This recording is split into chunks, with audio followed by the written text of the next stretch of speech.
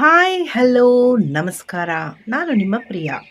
ಮನುಷ್ಯ ಅಂದಮೇಲೆ ಎಲ್ಲರಿಗೂ ಕೋಪ ಬರೋದು ಸಹಜ.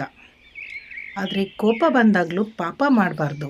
ನಮ್ಮ ಕೋಪ ನಮ್ಮ ಹತೋಟಿಯಲ್ಲಿ ಇಲ್ಲದೆ ಇದ್ದರೆ ಅದರಿಂದ ಆಗುವ ದುಷ್ಪರಿಣಾಮಗಳೇ ಹೆಚ್ಚು. ಆ ಕೋಪದಿಂದ ನಮ್ಮ ನೆಮ್ಮದಿ, ನಮ್ಮ ಶಾಂತಿ ಎಲ್ಲ ಹಾಳಾಗೋದ್ರ ಜೊತೆಯಲ್ಲಿ ನಮ್ಮ ಮಕ್ಕಳ ಭವಿಷ್ಯ ಸಹ ಹಾಳಾಗುತ್ತೆ.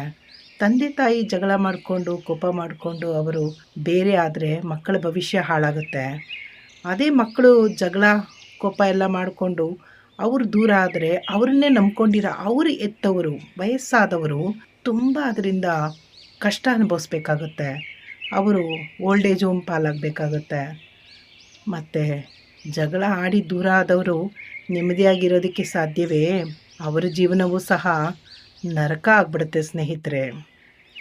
ಆದ್ದರಿಂದ ಕೋಪ ಬಂದಾಗ ನಾವು ಕಡಿಮೆ ಅಂದರೆ ಒಂದು 10 ಸೆಕೆಂಡುಗಳು ಹೋಲ್ಡ್ ಮಾಡೋಣ. ಯಾಕೆ ಕೋಪ ಮಾಡ್ಕೊತಿದ್ದೀವಿ? ನಮ್ಮ ಎದುರುಗಡೆ ಇರೋ ಯಾರ ಮೇಲೆ ಕೋಪ ಮಾಡ್ಕೊಂಡಿದ್ದೀವೋ ಅವರು ಮಾಡಿರುವ ಕೆಟ್ಟದ್ದಲ್ಲದೆ ಏನಾದರೂ ಒಳ್ಳೆಯದಿದ್ದರೆ ಅದನ್ನು ನೆನೆಸಿ ನೋಡೋಣ. 10 ಸೆಕೆಂಡುಗಳ ಕಾಲ ಸ್ವಲ್ಪ ಯೋಚನೆ ಮಾಡಿ, ಆಲೋಚನೆ ಮಾಡಿ ನಿಧಾನವಾಗಿ ಮಾತಾಡೋದ್ರಿಂದ ಎಲ್ಲ ಒಂದು ಸಮಸ್ಯೆಗಳ ಬಗೆಹರಿಯುತ್ತೆ ಹೊರತು ಕೋಪದಿಂದ ಸಮಸ್ಯೆ ಆಗಲಿ ಯಾವುದೇ ಒಂದು ಪ್ರಾಬ್ಲಮ್ ಸಾಲ್ವ್ ಆಗೋದಿಲ್ಲ ಸ್ನೇಹಿತರೆ. ಅದರಿಂದ ಇನ್ನೂ ನಷ್ಟಗಳೇ ಹೆಚ್ಚು, ಇನ್ನೂ ಅದರಿಂದ ಕಳ್ಕೊಳ್ಳೋದೇ ಹೆಚ್ಚು. ಅದು ಅಲ್ಲದೆ ಕೋಪದಿಂದ ನಮ್ಮ ಆರೋಗ್ಯನೂ ತುಂಬ ಹದಗೆಡುತ್ತೆ. ಈಗಿರೋ ಒಂದು ಡಯಾಬಿಟಿಕ್, ಶುಗರ್ ಇರ್ಬೋದು, ಹೃದಯ ಸಂಬಂಧಿ ಕಾಯಿಲೆ ಇರ್ಬೋದು, ಅನೇಕ ಬೇರೆ ಬೇರೆ ಕಾಯಿಲೆಗಳು, ಡಿಪ್ರೆಷನ್ ಮತ್ತು ಕೋಪದಿಂದನೇ ನಮಗೆ ಬರೋದು ಸ್ನೇಹಿತರೆ.